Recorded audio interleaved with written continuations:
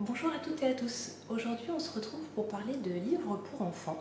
Je me suis dit qu'à un petit peu plus d'un mois de Noël, ça pouvait vous donner des idées, que vous soyez parents ou pour simplement gâter les enfants de votre entourage. Alors chez nous, la lecture, c'est quelque chose qui a une place très importante. Moi, j'ai toujours aimé lire et du coup, j'ai commencé à lire des histoires à ma puce voilà, dès qu'elle était tout bébé. Et du coup, pour l'instant, elle est toujours très intéressée par les livres, donc on en profite. Elle a déjà une belle bibliothèque et puis on profite de la bibliothèque de notre ville voilà, pour pouvoir tourner un petit peu plus. Mais je voulais vous montrer nos coups de cœur, des collections qu'on aime bien, vous montrer quelques exemples. Donc si vous avez vous aussi des coups de cœur à partager au niveau des livres, n'hésitez pas à mettre un petit message en commentaire, c'est toujours bien d'avoir de nouvelles idées. Donc on attaque. On va commencer par les livres plutôt documentaires. Alors c'est chez Gallimard Jeunesse, mes premières découvertes. Donc là on a par exemple le corps humain, on a aussi les escargots, les hérissons. Et ces livres sont très bien faits parce que vous avez des pages calques qui permettent voilà, de voir l'évolution ou de voir en profondeur, comme là par exemple pour le corps humain. Donc c'est très bien fait. Et on avait pris également la petite encyclopédie des animaux qui est sous forme de questions-réponses. Les illustrations sont magnifiques, les infos très intéressantes. Franchement, c'est un beau livre. Juliette l'avait lu pour son anniversaire, me semble-t-il. Et vraiment, il est très complet. C'est une collection intéressante. Mais notre préféré au niveau des documentaires, c'est donc aux éditions Milan. Alors ça commence pour les petits à partir de 1 an 18 mois. C'est comme ça qu'on avait découvert cette collection avec mes tout petits docs. Ça c'était vraiment un gros coup de cœur. Je crois que je vous en avais déjà parlé dans une vidéo. Les illustrations sont mignonnes, les petites phrases sont simples, mais l'histoire est vraiment bien construite. Et ça c'est vraiment très intéressant. Donc il y a pareil sur les animaux, le pot, le repas, le bain, le coucher.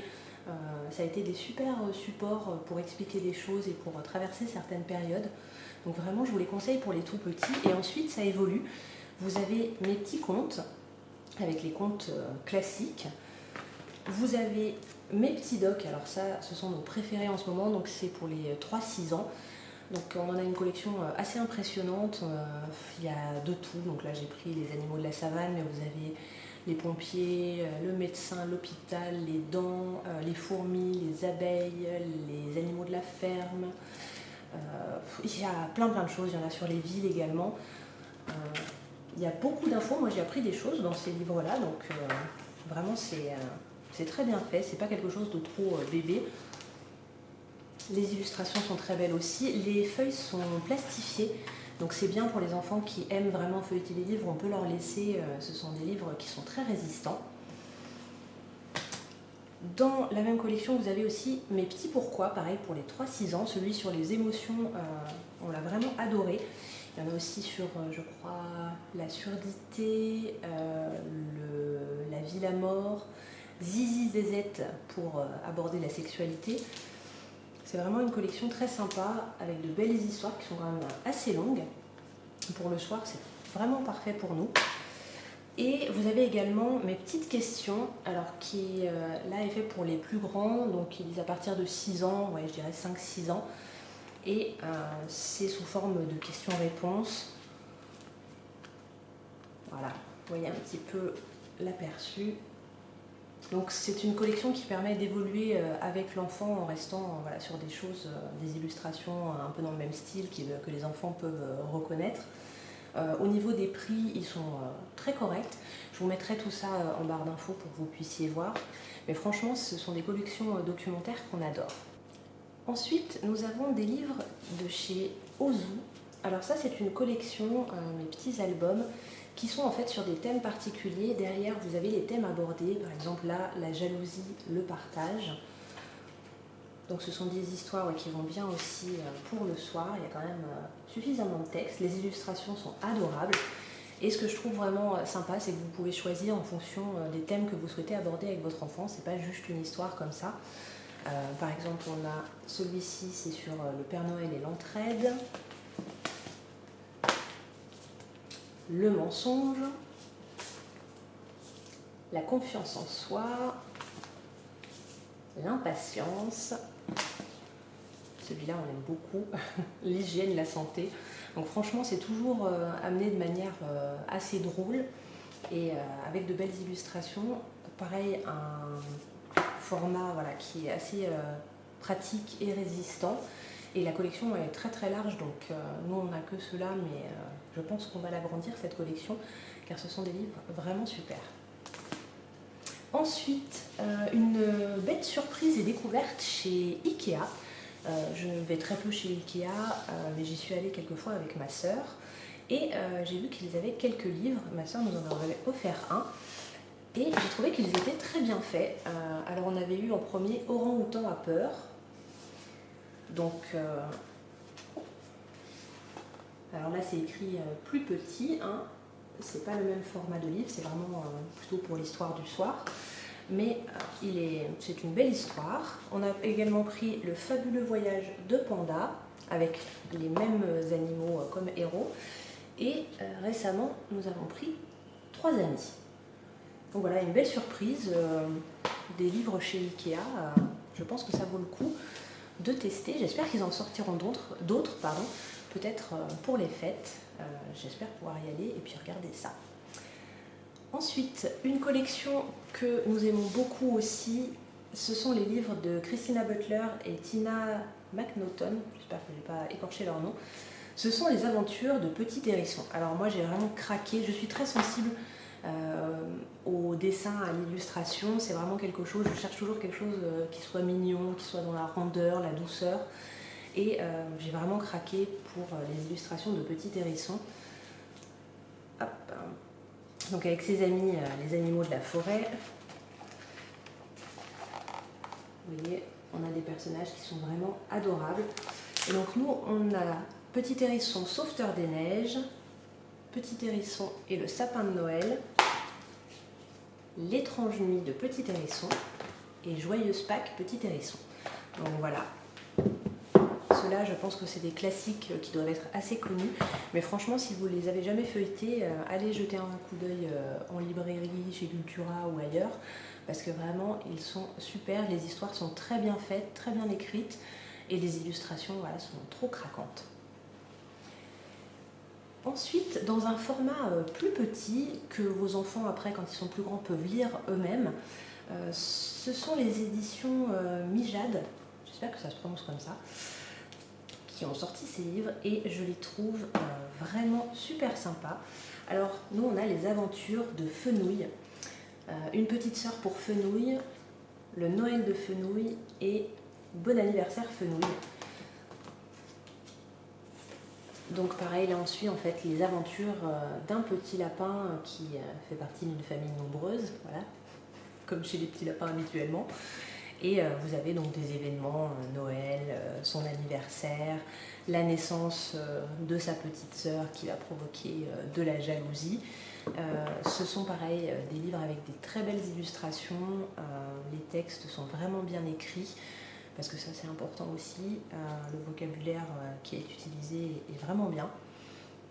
Et on a adoré ce petit personnage, donc pareil, on va, je pense, agrandir la collection.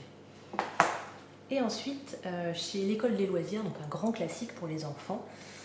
Alors ça c'est un livre qu'on a découvert grâce à l'école, puisque la maîtresse l'avait lu l'année dernière et j'étais là ce jour-là parce qu'il y avait eu un atelier cuisine avec quelques parents. Et quand j'avais entendu l'histoire et vu la réaction des enfants, je me suis dit, il faudra qu'on le prenne. Et du coup, je ne l'ai pas pris tout de suite et je l'ai acheté cette année. Et du coup, ma fille avait un peu oublié l'histoire, donc elle était ravie de la redécouvrir. Ce sont des livres de Julien Béziat. Alors ça, c'est Le bain de Burke. Alors moi, je dis Burke, parce que je ne sais pas si on dit Berk ou Burke, mais nous, on aime bien dire Burke. Voilà. Pour accentuer, c'est un livre très très drôle, avec des jolies illustrations. Donc Burke, c'est un doudou qui est là tombé dans le bain et qui essaye d'expliquer aux jouets qui sont autour ce qui lui arrive, mais on ne comprend pas ce qu'il dit vu qu'il a bu de l'eau et de la mousse. Et la chute est vraiment très très drôle, donc je vous le conseille. Et du coup ça m'a donné envie de découvrir les autres livres de cet auteur. Alors nous avons Le Manche Doudou, J'aime bien en plus ces formats, je trouve que c'est très pratique. C'est des livres qui ne sont pas très chers, donc vous pouvez voilà, agrandir votre bibliothèque facilement. Donc on a pris Le Manche Doudou et il nous manque La Nuit de Burke aussi, mais que j'ai pas trouvé dans ce petit format-là. Il existe en grand format, mais je voulais rester dans celui-là. Donc je vous les conseille, ils sont vraiment très sympas aussi. Et un héros très connu également pour les enfants, c'est Elmer de David McKee. Alors Elmer, c'est un éléphant bariolé qui est de toutes les couleurs et il lui arrive plein d'aventures. Pareil, les textes et la morale, les thèmes abordés derrière sont vraiment intéressants. Donc on a également Elmer et les hippopotames, Elmer sous la neige, Elmer et Walter, Elmer et le vent et Elmer et Papillon. Notre collection n'est pas complète, mais elle est déjà pas mal. Pour finir dans les idées cadeaux, ce sont des plus grands livres, donc un gros coup de cœur, c'est le livre de mes émotions. Alors ça, celui-là, on a dû le lire tous les soirs pendant plusieurs semaines, c'était vraiment un gros coup de cœur. Et le thème des émotions avec les enfants, c'est quelque chose voilà, d'assez important à aborder. Il y a eu pas mal d'ouvrages sur le sujet, mais pareil, on a bien aimé les illustrations. Donc en fait, on suit Simone, la petite héroïne, tout au long de sa semaine. Et on découvre les émotions auxquelles elle est confrontée. Et à chaque fois qu'elle est submergée par une émotion, il y a une petite action à faire qu'on propose à l'enfant pour aider Simone à se calmer. Et vous avez également sur le côté un petit conseil qui est par exemple sur la respiration ou sur comment chasser ses peurs. C'est vraiment un livre à la fois concret et drôle, donc je vous le conseille aussi. Voilà, donc il y en a un petit moment, il y en a pour un moment pour lire hein, parce qu'il est quand même long, mais franchement un gros succès pour nous. Ensuite, j'avais découvert via Instagram, parce que je suis abonnée à des comptes de mamans qui sont passionnées de lecture, Prends ma patte, petite loutre. Et c'est une très belle histoire d'entraide et d'amitié. Moi j'adore les loutres, donc j'ai craqué quand je l'ai lu. Voilà. Quand vous voyez les illustrations, je pense qu'on ne peut que craquer. Et c'est une histoire d'amitié et d'entraide entre petites loutres. Un très beau livre. Également un livre sur les animaux, parce qu'on a beaucoup de livres sur les animaux, La visiteuse du soir, qui est un petit peu documentaire quand même, sur l'histoire d'une hérissonne. Donc celui-là, on l'a acheté à l'automne, voilà, parce que ça nous semblait vraiment être de saison. Et c'est un très beau livre. Et pour terminer, une histoire assez drôle, c'est Le petit chaperon qui n'était pas rouge, avec donc l'histoire d'une petite fille russe qui, alors c'est donc une version du petit chaperon rouge, un petit peu différente. Donc la petite fille part pour aller voir sa grand-mère qui est malade, et elle va rencontrer des animaux dans la forêt. Et ce qui est drôle, c'est qu'à la fin, en fait, vous avez plusieurs fins possibles. Donc là, on vous donne une fin et à côté, on vous propose, si tu n'aimes pas cette fin et si tu veux sauver le lapin, tourne la page et vous avez une autre version. Vous en avez 3 comme ça. Et la dernière page, c'est si tu n'aimes pas cette fin, tourne la page et invente-en une. Donc j'ai trouvé le concept vraiment chouette. Un livre original que je vous conseille vivement. Voilà pour ces quelques idées de livres. J'espère que je vous aurai donné des inspirations et que vous aurez trouvé des coups de cœur parmi ces ouvrages. Comme je vous l'ai dit, nous on est vraiment fans de livres, donc c'est toujours un plaisir d'en découvrir de nouveaux. Si ça vous intéresse, je pourrais peut-être vous faire une vidéo avec une sélection spéciale livres de Noël. Si c'est le cas, dites-le moi voilà, en commentaire, comme ça je vous fais ça rapidement. Parce que voilà, on a quelques livres vraiment sur ce thème et je vais en racheter quelques-uns là pour cette année. Donc je serai ravie de partager ça avec vous. Si vous n'êtes pas abonné à ma chaîne, n'hésitez pas à cliquer et à cliquer également sur la petite clochette pour recevoir les notifications des nouvelles vidéos. En général, je poste le vendredi soir, mais il y a des fois des petits changements, donc au moins en activant la clochette, vous êtes sûr de recevoir toutes les notifications. Et je vous souhaite une très belle journée, prenez bien soin de vous, à très vite.